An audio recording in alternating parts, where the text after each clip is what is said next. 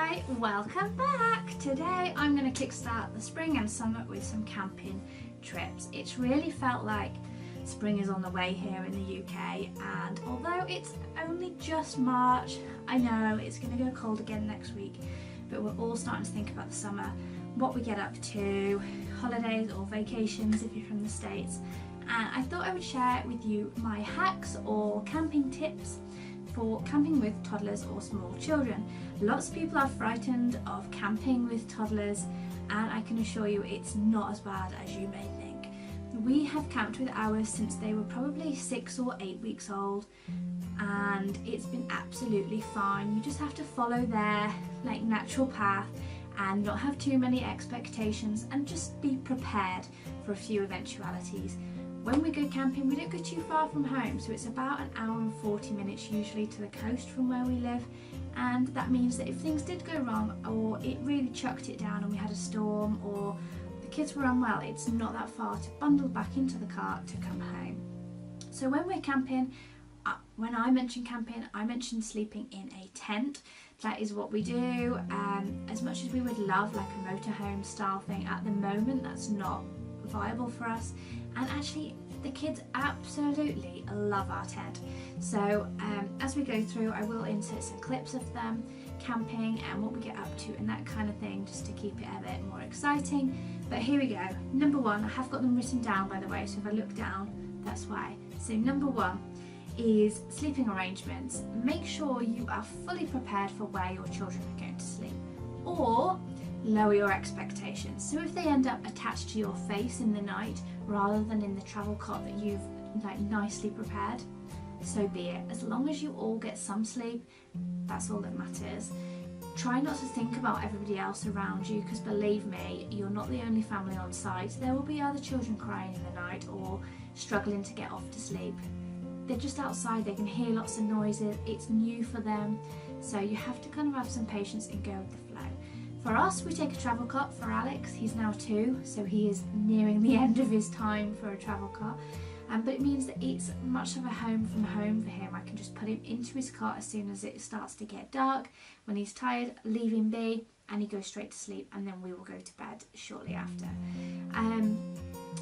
Daisy, she is 4, and for the last probably 18 months she has had her own airbed, and we have that next to ours, so we have one big room basically, it's full of airbed, and then Alex will slot into there very soon when he starts to fill his cot. Second one is toilets. So nobody wants to be traipsing across the field late at night, in the dark, in the cold, maybe the wet, to go to the toilet, especially not children. My Daisy, who is 4, needs very little encouragement to need to skip the toilet. So if she can hold it all day and all night, she will, but it's not ideal. And if they need to go, they need to go. So I always recommend you take a potty with you. Daisy will be horrified at the thought of going on a potty, and to be honest, she's never really used it since she's been toilet trained. She's not one of these children that needs to get up and down in the night, but I think to have it there is just a bit of a security blanket, so if she wakes up in the morning and she's super desperate, she can go there if needs be. The third one are lights. So you will need lights, because as it gets dark, what are you going to do? Children wake up in the night, they need various things. So if you've got a baby, you may need to be feeding them, sorting out milk, getting medicine, whatever it may be. So we have a light that hangs from the top of our tent, and it's like a wind-up light that we wind before we go to bed, and we always have a torch. My husband has a head torch as well. But another option is one of those mini battery night lights, which is perfect, or if you've got electricity, which we tend to do now, we've got children, you could just plug in your night light. Another option, much more fun option, are glow sticks, and the kids love them. They're not too bright, so they don't wake everybody up, but they kind of can see where they are all night. So if they wake up and they're looking for their teddy or whatever it may be, they can see it, and they can see that you are there, and they're not too panic stricken. So glow sticks are a good one. Number 4 is a rug or an old piece of carpet. So we take pieces of our old carpet with us, and we have it in the door, just outside the doorway and inside the doorway. So when the kids are coming in and out, they're not traipsing all the wet in, or the mud, or the dust. any of that kind of stuff. It also makes it feel warmer in the tent, and it's great to have a piece underneath your airbeds because it means that your airbed isn't directly on the cold, so it's not coming through so much. So it kind of insulates the ground really a little bit more. So old carpet, keep some. If you've got an old rug, buy a new rug. You can buy tent carpet. I think it's quite extortionate for what it is, but it's an option. Next one is a dustpan and brush.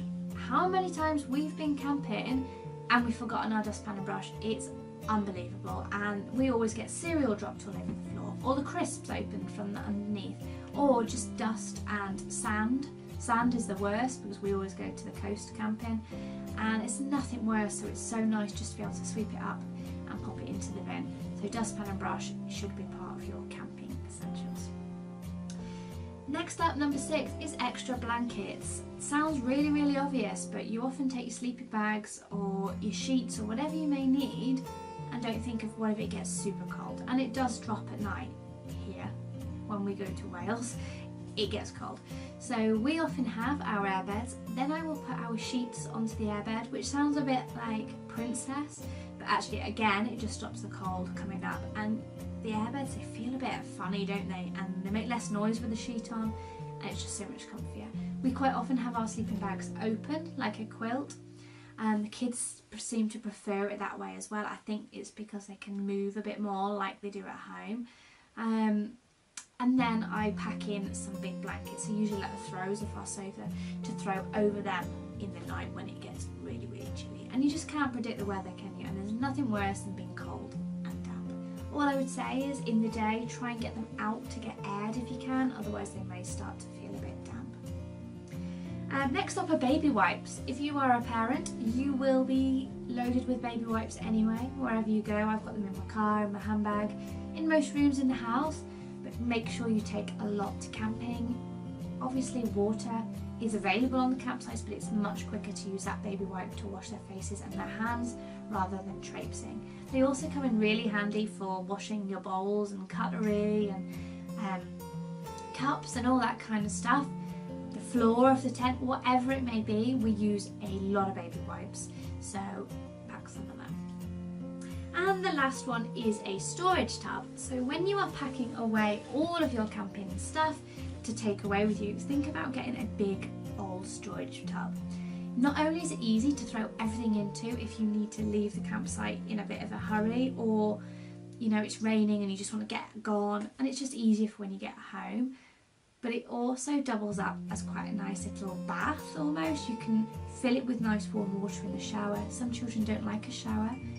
Fill it with water, sit them in, and they'll be lovely and toasty. You can wash the sand out of their bottoms and their toes. I do this hack when we go in a caravan holiday as well. It's perfect for a bath, especially for tiny ones, because really a shower is quite difficult to get the sand out of all the crevices. Even as an adult it might be quite difficult, and the showers quite often don't come down. So if you think about the shower up at the top, it's a long way down to get to a little one at the bottom, but filling it, putting a tub in and letting it fill is a really great option. So that is my biggest tip, and one I always share with everybody, but I would love to know what yours are, and please add them below. I might do a follow-up video to this because they're always quite popular. But yeah, enjoy your camping.